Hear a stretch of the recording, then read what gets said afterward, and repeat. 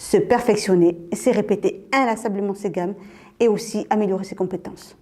Pouvoir le faire en créant et en s'amusant est l'objectif des rencontres électriques de Max. Rencontres entre ados et associations artistiques locales autour de la danse et de la musique. L'objectif a-t-il été atteint? Réponse donnée par ces artistes en herbe. Depuis 3 ans, Sobrig accueille tous les ans une quarantaine d'ados du territoire de Max pour un stage de 3 jours danse et musique. C'est un stage en immersion au niveau de la musique et de la danse. Donc ça dure 3 jours et 2 nuits. On est hébergé au lycée professionnel privé de Sobrig et on travaille avec 2 associations, LMA et Groovaton. Et c'est donc des intervenants qui sont toute l'année dans ces structures associatives. Découverte de la technique, de la scène, rencontre avec des professionnels et bien sûr ateliers rythment ces 3 jours de stage, orientés danse de rue hip-hop pour les danseurs et rock pour les musiciens. Pendant les ateliers, au départ on est répartis en 3 groupes et on a 3 chansons, donc chacun une chanson. Et puis après pendant les ateliers on a des musiciens qui nous aident à faire cette chanson. Déjà on se retrouve tous entre musiciens le soir ou comme ça, donc on peut s'échanger des choses et voilà.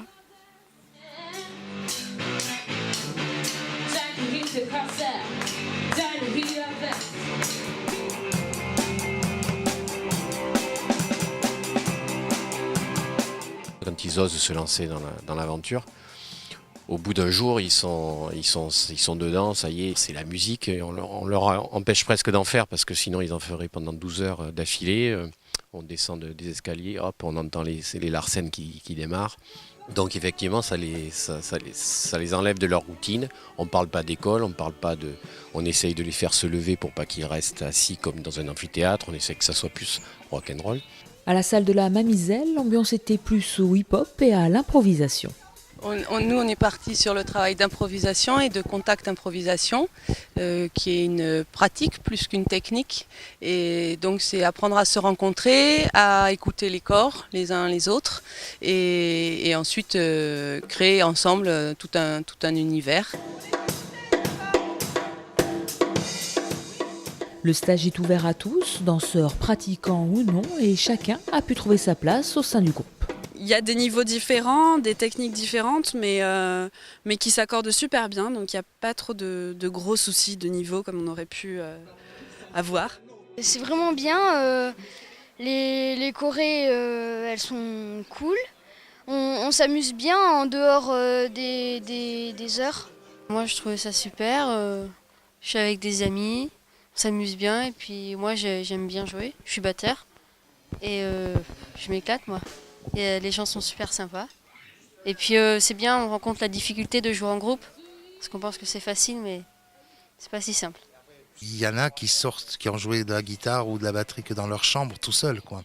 Donc c'est toujours chouette quand tu es tout seul. Et là, ils se rendent compte que la pratique en groupe, il faut tenir compte de l'autre. Et ce qu'on faisait tout seul dans sa chambre, ça marche pas forcément. Donc il y a une prise de conscience de ce qu'il y a à jouer en fonction de l'autre, écouter l'autre. Donc voilà. Donc c'est un apprentissage quelque part, une prise de conscience. Prise de conscience, progression et souvenirs. De ces rencontres électriques naissent aussi des groupes qui deviendront peut-être demain les futures stars de la scène rock française.